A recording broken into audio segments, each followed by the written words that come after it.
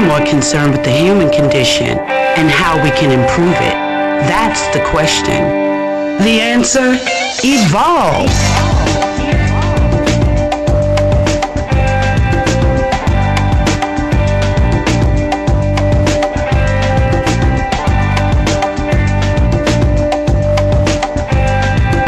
Am I my brother's keeper? Yes.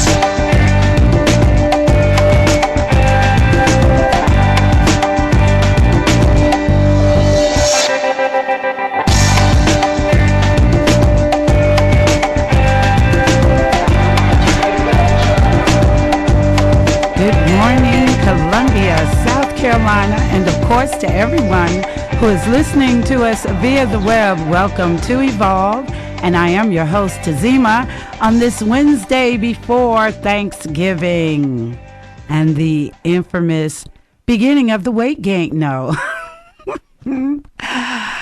I tell you what, boy, there's a lot of cooking to be done. Me personally, I'm not going to be cooking anything. Why? Because I don't like cooking.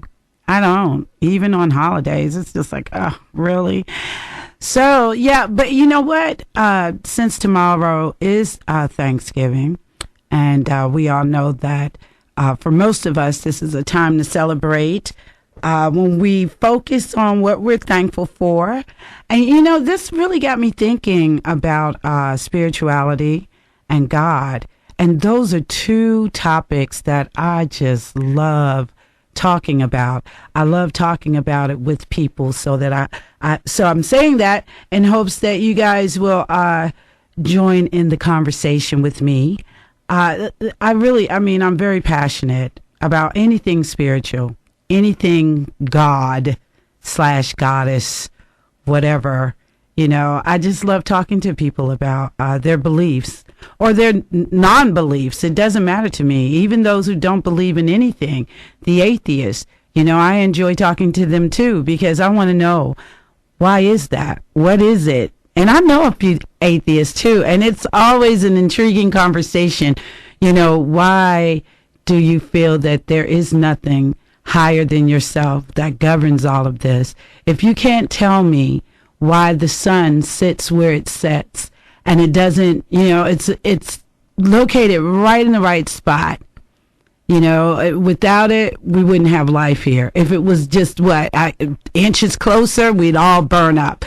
You know, if you can't tell me how an oak tree can grow from this little teeny weeny seed, I mean, it's just like all around us. For me, that's how I see it. So I love talking about anything spiritual or anything dealing with God or God consciousness. So I have some questions that I'd like to put out there for you guys, and there is no right or wrong answer. We're just having a discussion, okay? So the first one, and the second part of the show, I want to tell you guys about this movement that's happening and see what you think about that. But because it's Thanksgiving, so in the spirit of Thanksgiving, the first thing I wanted to ask you, you know, what are you willing to give? Isn't that putting a spin on it, right? Because we know Thanksgiving, so the first thing we think about is what we're thankful for, right? But there's a second part of that, giving. So what are you willing to give? What do you give? And then you can also talk about what you're thankful for. That's okay, too. And the other question I wanted to ask you is, do you believe in God? And if you do, what is that? And what do you think its purpose is? What is God's purpose? Not your purpose, but what is God's purpose? I know that's a really, really, really big, broad question, right? And for some of us, we would say, well, you know, I don't know what's on the mind of God, so I can't answer that. And then some of us actually think that, you know, we may have some idea. I would love to hear what people think God's purpose is. You know, do you think that, and then I guess it depends on what your spiritual or religious beliefs are. Because maybe a Christian's idea of what God's purpose is going to be a little different from someone who is Muslim. Or, you know, that might be a little different from someone who practices Hinduism or someone who is a Buddhist. So I want to know from you guys, if you believe in God, that's the first thing. And if so, what is that? What is that? When you think about God, what formulates in your mind? Is it just energy? Is it a male? Is it female? Is it omnipresent? In other words, is it all around you and just it's a part of everything and all of our existence? That's how I view God, that it's omnipresent. Whatever that is, that energy is everywhere and it's in everything. Even the stuff that we figure is creepy or, that you can't eliminate God from any of it. Now, for some people, they say, well, you can eliminate God from the acts of evil. I don't think so. And the reason why I say that is because to eliminate it would reduce it. In other words, in my mind now, this is just how I see it, that if I believe that there is something higher than myself that's responsible for all creation, then that's exactly what it means for me.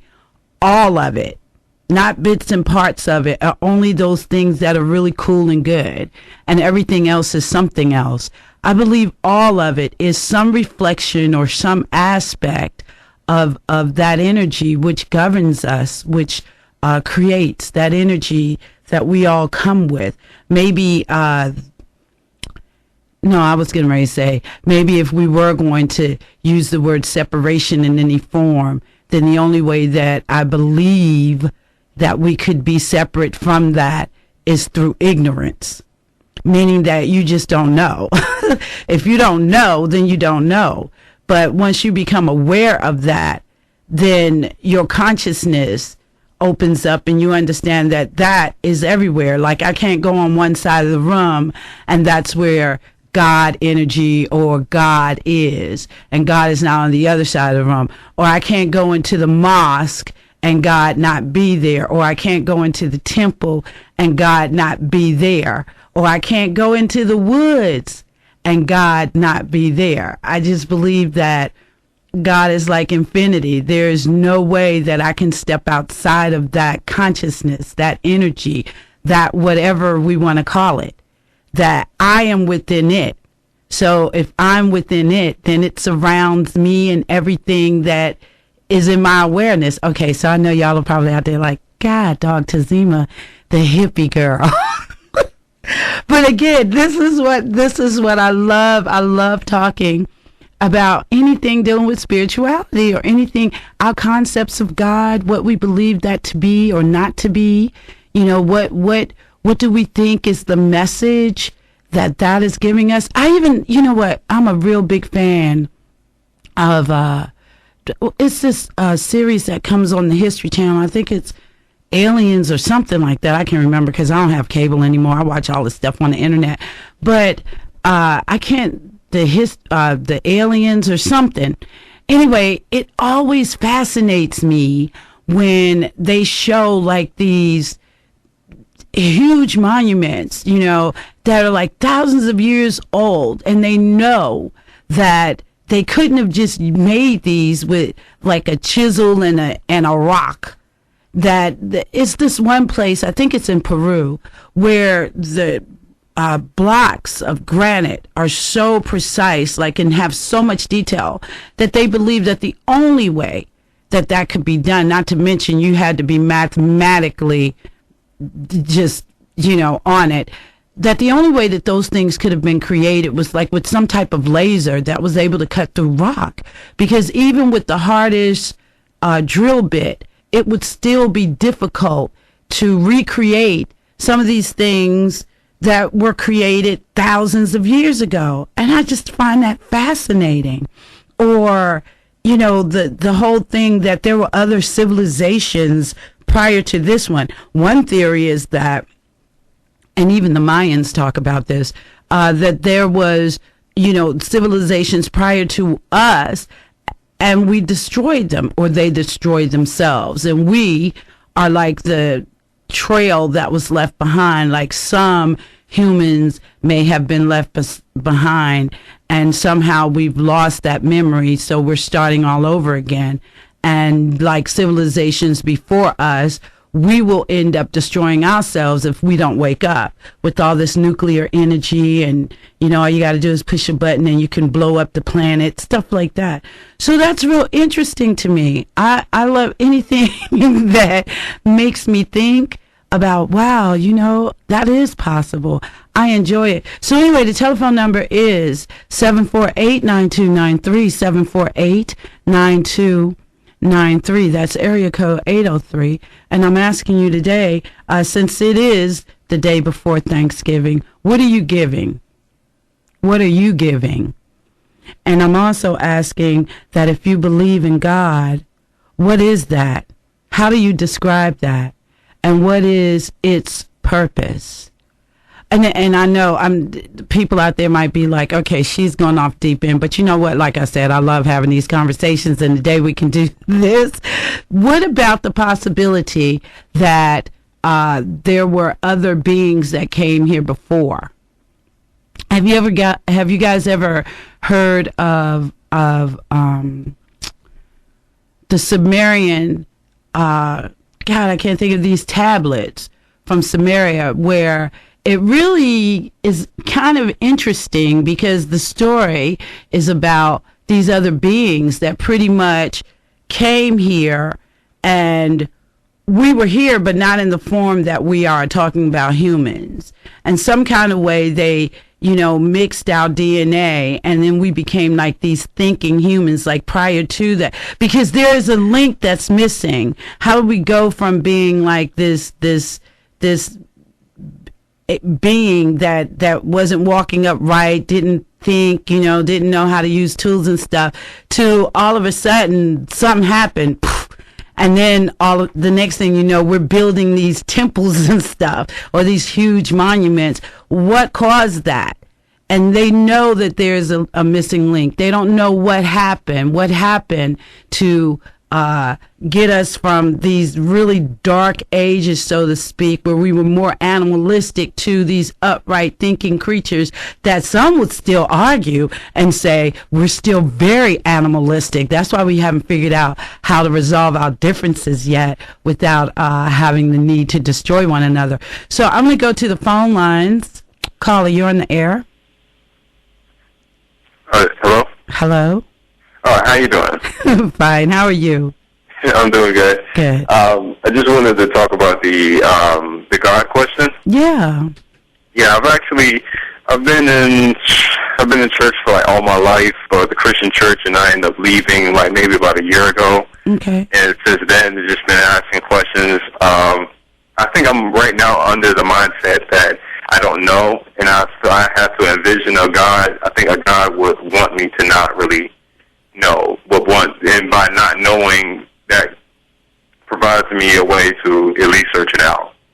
Okay, I see what you're saying. So you've been in the church for how long? I've been in church since I was 8 years. Church is 8 years old, so okay. I'm 23 now. So what caused you to leave the church?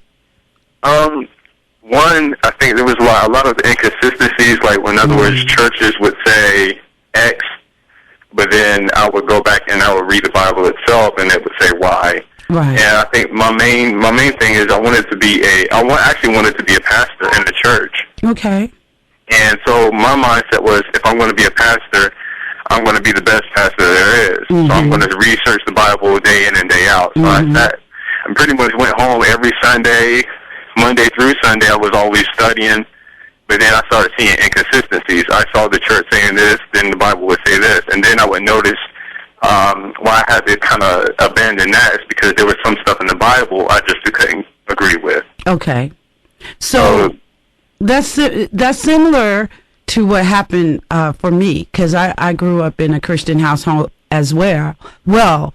And around the same age as you, actually, 23, which is interesting because another talk show host, Lopez Martinez, asked me on Monday if I could be any age again, what would it be? And I just automatically said 23. And now that I'm thinking about it, that seemed to be the time in my life when I began to have these questions and these doubts, and I started making these observations, like you said, that like we're saying one thing, but we're doing something else. And then the Bible says something totally different. And then there were things in the Bible that I started questioning, and that's what actually led me on my journey to study all these other different spiritual and religious paths. And it's so interesting because when, like you know, I didn't want to be a pastor, but I was very, very devoted to wanting to be the best that I could be based on what I thought God was. You see what I'm saying? And yet I was always having this fight with myself. And it was like, wait a minute, so why would God make it so difficult? Why would I be created one way, and then God gives me all these rules to say that I have to be this way, and then punish me forever, even if I tried it and gave it my best shot and it still didn't work? It was just like, it just didn't make sense to me. So I started seeing, and this is just my experience, but I started seeing what I thought was a God that was full of limitations and full of anger. And that just propelled me to start reading about other religions. And then I had this epiphany that in my mind, okay, that God is really love, and you can't, you know, extrapolate from that what you want. Love is love. You can't say God loves you, but yeah, you know? Exactly. So, I think that was the other thing that was something to realize. When I started doing the history of Christianity or the history of Judaism, no matter what, it always changes. So it's like you have when we have the Christianity that, you know, brought about things like different charitable organizations, but we also have the Christianity that brought about slavery. Right. So, and it's the same thing with Islam. It's the same thing with Buddhism. You have some Buddhists who disagree with one another. People who are in Judaism who disagree. And I just started realizing that it's pretty much dependent on how people define it. And it really is, in a sense, the universal thing is like love to me. And so, you know what? This was the question I wanted to ask. Do you think, and I'm going to ask you, but I'm putting it out there for the audience too, do you think that our religious books or our sacred texts are really allegories and not to be taken literally, but are just symbolic? You know, they're symbolic, like literally it doesn't mean that, you know, Adam and Eve created the whole planet, but maybe symbolically it's talking about two people coming together, and through that creation you have your offspring. You know, when it talks about the burning bush, okay, is that an allegory? You know, is that symbolic? You know, and not literally God had to speak through a bush in order to connect with somebody. I mean, it was, you know, the tree of knowledge. Why wouldn't God want you to know? I never understood that part right there. And then put the tree there in the first place for you to, it's kind of hard because of determining whether or not it's allegory or, you know, symbolic or not. That's kind of tricky because we never know the actual people who wrote that. Right. So it'd be a whole lot easier to be able to call up to them and say, hey, what did you mean? Did you mean something literal? Did you mean something metaphorical? But we can't do that. Exactly. So everything's left up to interpretation, because I know a lot of people, like, they say something like, Jesus says this, but they'll take Jesus serious. And they say he meant that literally. But then when Jesus says, okay, give all your things to the poor, oh no, he meant that metaphorical. Exactly. So it's like, you have to, in order to really find out what Jesus meant, so to speak, you have to actually talk to Jesus, but he's not around, he's not necessarily around to actually talk to and, you know, to give us like something. He's not like on CNN saying some stuff. And you know what? I really think you hit it on the head when you said that basically all of it is left up to interpretation. So when I came to that conclusion, that really literally, and I mean this literally, that it comes up to interpretation. How do you interpret it? Then what made sense to me, that it has to be about love. And it can't be about the destination. In other words, our religious books will often tell us about what's going to happen during death or what happens after death, right? Mm-hmm. So we do know this if we don't know anything else. All of us are going to have that experience. So it can't be about the destination, because we're all going to have that experience. So in other words, we all ultimately have the same destination from this side of the door. So it must be about the experience. And then if it's about the experience, what is that? And that's when I came to the conclusion, the experience is supposed to be, for me anyway, about love, compassion, tolerance. Those are the things that I am supposed to bring to the table, as well as experience within myself. That was what made sense to me. So, but I thank you for your call. Thank you for giving me the opportunity. Oh, no problem. Thank you so much. Have a great day. You too. Bye-bye. All right, you guys, the telephone number is 748-9293, 748-9293. It was interesting talking to him. We're talking about God today. If you believe that there is a God, what is that? And what is God's purpose? What do you think God's purpose is? Not what is your purpose. What if there is a God? What is its purpose? What is its point? And the last caller was talking about how he found himself separating from the church and stepping on another path in search of just that. What is God, and what is God's message? And some people are really afraid of that. I remember when I was growing up in the church, everything that had anything that wasn't affiliated with the church was synonymous with being, the devil.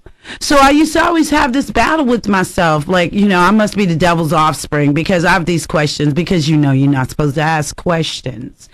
And I never understood that. Or if you ask questions that there was no answer to, the answer 99% of the time was that, well, there's some things that God doesn't want you to know. Okay, so wait a minute. You're telling me that God wants me to get from point A to point B with a blindfold on, okay? And if I happen to fall along the way, it's my fault? So I never understood those things. I never understood, a God that was angry, a God that had to destroy parts of humanity because they wouldn't do the right thing. And I just never, and again, I'm just speaking for myself, it just did not resonate with me. It didn't resonate with me that someone who prayed to something different were going to hell. If I knew that this was a good person, it didn't resonate with my spirit that, it was okay to judge someone or condemn them because my book said one thing and their book didn't say that. So that meant my book was right and their book was automatically wrong. I didn't understand that. And I didn't understand how God played this role where God picked and chose, who was good and who wasn't good. If all of life came through that source. So in order to say that, well, this one over here was the one that I found to be good and be able to bring forth the message or whatever, and everybody else sucked, but that came through you, then that means there's got to be a certain part of the creator that sucks. And I couldn't accept that as real. It didn't make sense to me. I couldn't believe that something that can make something as beautiful as a butterfly, for instance, could, just be so judgmental when it comes to other life forms.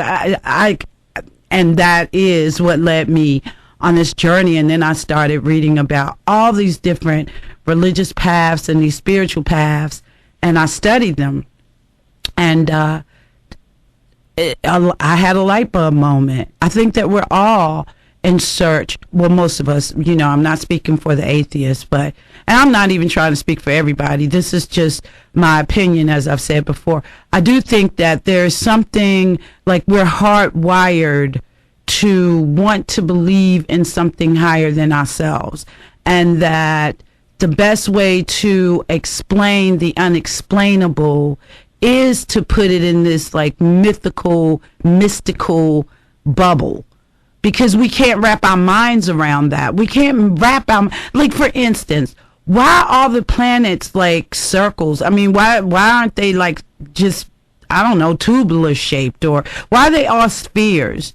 why aren't they like squares or something like that? I mean, something as small as that, right? Where people, well, you know, I have a physicist friend that will probably be able to break down to me why. But why? You know, if he's able to tell me, well, planets are spheres because the energy, blah, blah, blah. Okay, well, why is the energy like that? Why does the energy cause that? You know, you just keep peeling back these layers, and it's like one question after the other. You know, I mean, I don't know. Like I said, anything dealing with God consciousness, I just find to be absolutely intriguing, as well as anything dealing with the past, where you know that these ancient civilizations had something that we don't have. I don't know what we can call that. I don't know what it is that they have, but they still can't figure out how the pyramids are built. You know, they still can't. And they've been trying to figure that one out for a long time. They still can't figure out like those tablets in Sumeria and stuff that refers to these other beings that came here. They, you know, and their information is accurate. Or over in India, in their Sanskrit, what is it called? The Vedics. Their text talks about like these flying machines and stuff, and how these gods were angry with each other, and they were shooting these beams of light at each other when they were battling in the sky. They were shooting these beams of light at each other that would heat the ocean up. The ocean would boil. When the men would run into the water, their skin would melt off. It also talks about people's hair falling out, their fingernails falling off. And today we would call that like a nuclear explosion. You know, I mean, it is some stuff that we found on the planet that it's like, how is that possible? If we think that, you know, the planet is only 2,000 years, well, no, if Adam was living at best, what would it be? How old would he be? About 7,000 or 8,000 years old at best. So we could say let's just say the planet is 100,000 years old, which, you know, most people can argue that that's probably not accurate. Okay. But just for sake of argument, let's say that Adam was the first human being here. If Adam was still living today, he'd be, I'm giving him some time, like 8,000 years old. Okay, well, some of the stuff that was made you can date it back to like, you know, 12,000 years ago, 15,000 years ago, 20,000 years ago. And we can't figure out, how did they have this information? If we're supposed to be getting smarter or wiser as civilization ages, I'm talking about us now. If we're supposed to be getting wiser, then where did they get all that information from? If they were supposed to be trying to figure out how to get a fire started, where did they get all that knowledge? You know, you had to know like trigonometry, calculus, all this stuff to build some of the temples that we see around the globe that is just unexplainable. How did that happen? Who did that? Do you really feel comfortable just thinking that it was a bunch of cavemen and they figured out like angles and all this other stuff? Really, with a rock? So, anyway, the telephone number is 748-9293, 748-9293, and I'm asking you, you know, if you believe in God, what is that? How do you describe that? And what is God's purpose? What would God's purpose be?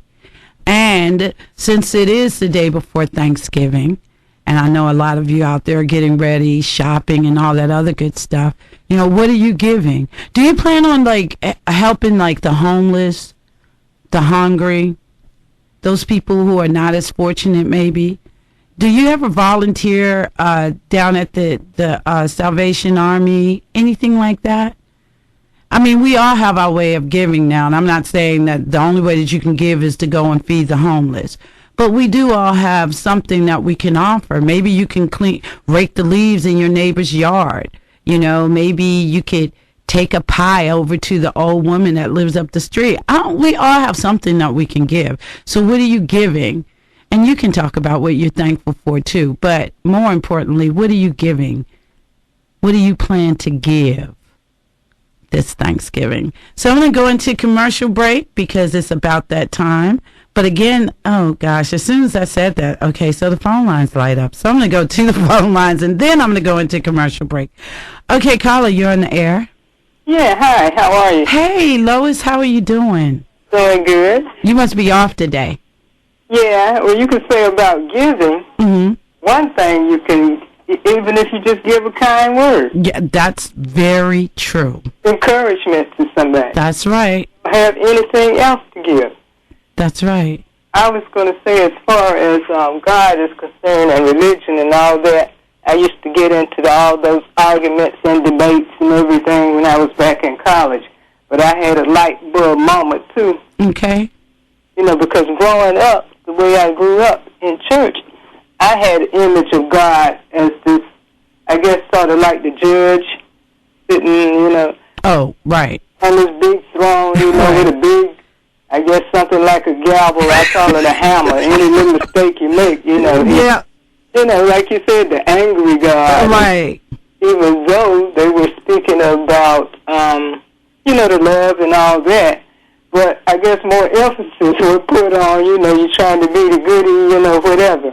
Right. And so I had that image in my mind, but what changed it around was this particular group of people that I was working with. And we were doing volunteer work, too. Mm-hmm. And it was pointed out to me, some people from other cultures pointed out to me that God is a loving and kind God, and you can talk to him, you know, different image of God as being, you know, walking right beside me just like a friend. Right. One that you can talk to and merciful. So he was talking more about, even though he was using the label, a masculine label, by referring to God as a him, but it sounds like his description was one that's omnipresent, like God is always with you. Always with you. He's always there. Right. But you have to be the one to, the individual person have to be the one to recognize that he's there. Right. And human beings make all these rules and limitations and set all these other stuff. That's right. Not even, you know, I said not even Christ-like. Right. What you're saying is that it's really Christ-like. It's going out feeding the hungry and the poor and helping the widows, and that's what it was stated in the Bible, you know, the attributes. And if you just look at Christ's teachings, you know, his followers, what they did, you know. Yeah, I mean, and I believe that if you go by those teachings, I mean, really, if most important is right, I think if most of us followed those teachings of Christ, if you just followed the basic teachings, I mean, the very fundamental teachings of Christ, you know, to love your neighbor as yourself, to forgive your enemy, you know, all these things, I think that we would see a much different type of planet. Exactly. What it's all about. And then a lot of times people take things in the Bible that we use as examples, and they take them literally, you know, they just take them out of context, but that's human beings. That wasn't the way it was set up to be. Well, Lois, I appreciate you calling in. I really do. It's so good to hear your voice. Every time I hear your voice in this spot that I'm in now, I always feel like, yeah, it's like having a friend come over. So thank you so much. I do appreciate it. Happy Thanksgiving. Same to you. Okay, then. All right, bye-bye. All right, I saw some of you trying to get in. I apologize. The telephone number is 748-9293, 748-9293, and we're talking about God. Dun, dun, dun. I love talking about God. You know, it was one thing that Lois said that I do want to clear up, too, because, yeah, I remember we used to have these debates and, you know, these arguments about what God was and wasn't and whose religion was right and all this other stuff. That's not what this is about. This is about, because we should be, you know, during ancient times, you could have two people that could walk up on each other and they could have completely different concepts of what God is, even completely different names that they gave that. And they could sit down and have a discussion about, you know, their belief and what it was that they believed in God. Nobody felt the need. Now, I'm talking about really back in the past. I'm not talking about like our recent history or even, you know, 300-400 years ago. I'm talking about how people were able to come in contact with one another and not feel the need to have to destroy the other one because they didn't believe, like, you know, one group believed or whatever. It was like, if you figured out that their God seemed to make more sense, you just went that way, and if it didn't, then it's cool. It wasn't like people, that foolishness didn't start until later, where people felt that they had to fight on behalf of God. God told me to give you a message. Okay, I'm going to wipe all of you guys out unless you follow us. Oh, God. That is so ungodlike, in my opinion. So this conversation today is not about, right or wrong. I just like to hear what you have to say about that. What are your thoughts on that? So I'm going to take this time to go into commercial break before I run out of time. So, all right, you guys, you are listening to Evolve on WOIC 1230 Columbia. I'm Tazima. The telephone number is 748-9293. 748-9293. What are you giving this Thanksgiving? And do you believe in God? And if so, what is that for you? And what is God's purpose? Did you know that you can listen to Evolve live on the internet? Just go to www.tazima.net and click on Listen Live. Tazima, TZIMA.net.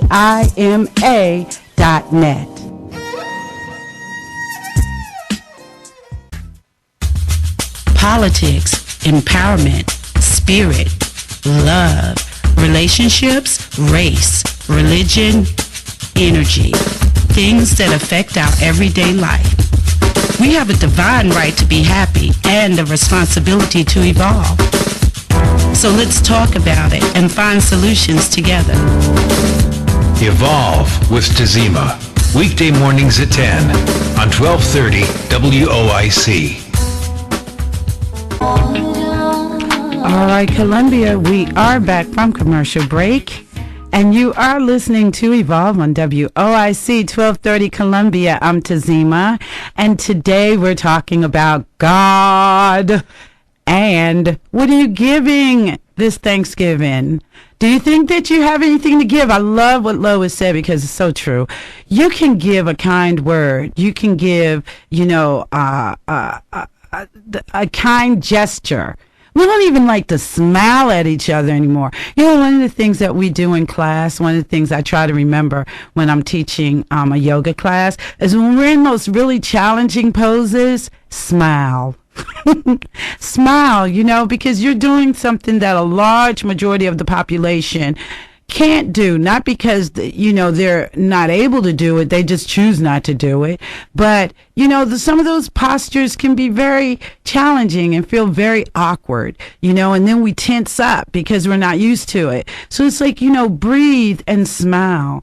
We don't do that enough. We don't breathe properly, most of us, and most of us don't like to smile. I remember I had a man call my show and he was like, I love your show. I love to hear you talk about different things and blah, blah, blah, but you laugh too much. And I was like, I can't help it. I like to laugh. I don't want to walk around all tensed up and I don't have a sense of humor.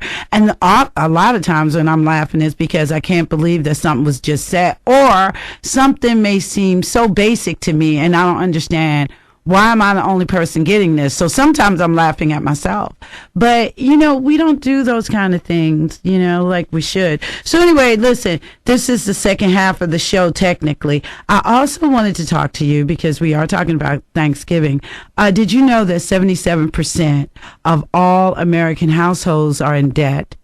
Did you know that 62% of all bankruptcies are caused by medical illnesses? And student loans, as we all know, have just exploded through the roof. Okay, so do you think that now is the time for the government to consider creating a jubilee? So for those who may not be familiar with what a jubilee is, a jubilee actually comes from different traditional faiths, actually from Judaism, Christianity, and Islam. And what it is an event in which all debts are canceled and those that were in bondage are set free. Now, some will tell you that being in debt is synonymous with being in bondage. You know, I think there's a commercial that we play on this station right here that says, you know, when you're in debt, it's like almost like being a slave to someone, you know. So do you think that it's time for this country our government, to consider a jubilee? Just free us of our debts. I know, you know what? That would be a wonderful way for the government to give. Just let everybody start at zero. When they were bailing out the banks and stuff, I was one of those people that thought, give me the money. Why not give the money to the people? With a stipulation. The only way that you can use this money is you have to purchase something made in America. Or you have to purchase something that, you know, builds America, helps to build America. So let's say if everybody got $100,000. So you have people who could pay off student loans, you know, even though that might only pay off half of it. But you got people who could pay off student loans so that money goes back into the system.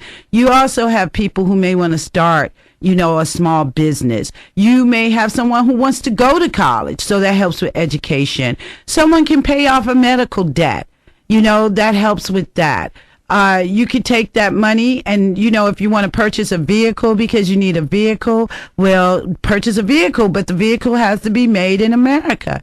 You could buy a house, put a nice down payment on a house. The bottom line is that money would have been put back into our economy, you know, and maybe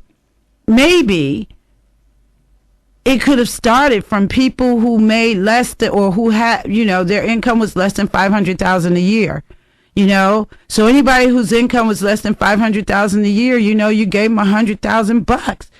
And maybe those people who were making more than making $500,000 a year, maybe they wouldn't have, you know, put the money immediately back into the system, but maybe if they had businesses, they could have started a charity. I don't know, but I always felt like, you know, instead of giving the banks the money who screwed us in the first place, why not give it to the people with stipulations? And I'm not a rocket scientist. They don't want us to be free. That's what it comes down to. But I'm going back to the phone line, 748-9293, 748-9293. Okay, caller, you're on the air. Good morning to you. Good morning. How are you? I'm fine this morning, and you? I'm doing great. You just answered the question. I did. I can just hang up now. What? No, I want to hear your comment. They don't want us to be free. They don't want us to be free. They don't. You just answered the question. But don't you think, like, if the people really, because there is this new movement. This is what I wanted to say. So let me say this. There is this movement. Now, it's an offspring of Occupy, but it's called Rolling Jubilee. And what they do is people donate to this organization, and they go out and they buy people's debts without, the bank will sell the debt for pennies on the dollar, right? Whereas once the middleman gets involved, the collector, that's when they jack it up and say, oh, you owe this and you owe that and all that. Well, what they do is they actually go and buy the debt straight from the bank, and then they just pay it off. So they just do it randomly. So they just pay off people's debts. Bam, bam, bam. And it's called Rolling Jubilee. And when I saw that, I was thinking, you know, that's really interesting, because that's the people putting it in their own hands and saying, you know what, we'll do it. We'll do it for each other. So I think that's wonderful. But I think the government should do a Jubilee, because they have done it in the past, from my understanding. Well, I mean, they just did it with the banks. Oh, that is good. That was real quick, too. That's good, though. You're right. It just didn't reach out. Yeah, but that was a real quick observation. I like that comeback. That was good. But that's not how this place is founded. Mm-hmm. This place is founded on the taking of resources by those who have had or have the mm-hmm. power or the system to do so. Mm-hmm. The place is set up, you know, the kings of England and various other countries in Europe divided the property of the land and gave it to their friends who gave it to other people, and that's how this thing's set up. Mm-hmm. Mm-hmm. Yeah. I mean, I'm still waiting on the gift that Mr. Romney said that President Obama promised. Apparently my address got lost. Right. I'm waiting too. You're right. So, Mr. Romney, please speed him up on that campaign promise. Yeah. Hold him to it. Yeah. I've said enough. Right. Well, thank you so much. I enjoyed when you call in. Okay. Have a good day. Bye. You too.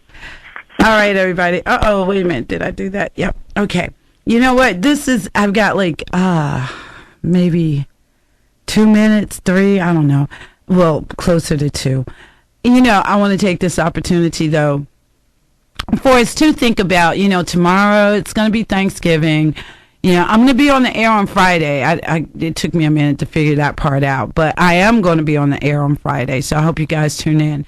And, of course, you can tune into Frank Knapp's show this evening at 5 o'clock, and then right after that, the Lopez Martinez Power Hour show, which comes on at 6. But I want to say this. Maybe that's what it comes down to. It's like this organization that's just going out and buying debt and just paying it off. You can go to their website. Is that I think it's rollingjubilee.com. rollingjubilee.com. And you can read up more information on it. But I just think that that's a really good way of giving back. Maybe it's time for us to govern ourselves, and what I mean by that, because of course I'm one of those believers that believe that government does have a role in society. I'm not one of the few, I guess, that's left that didn't sign the petition, okay, to succeed, because I don't like government and I don't want to have to pay any taxes at all, because that just doesn't make sense to me. But on the other hand, I do think that the people, we have certain responsibilities that we have to honor, that we have to uphold. And I do believe I am my brother's keeper. It's at the top of the show. When I opened up the show, I didn't just put it in there because it sounded cool. Okay, this is what I truly believe. So maybe it's time for the people to rise up and push back on the government by saying, listen, we want a jubilee. You gave the banks a jubilee, like the last caller said.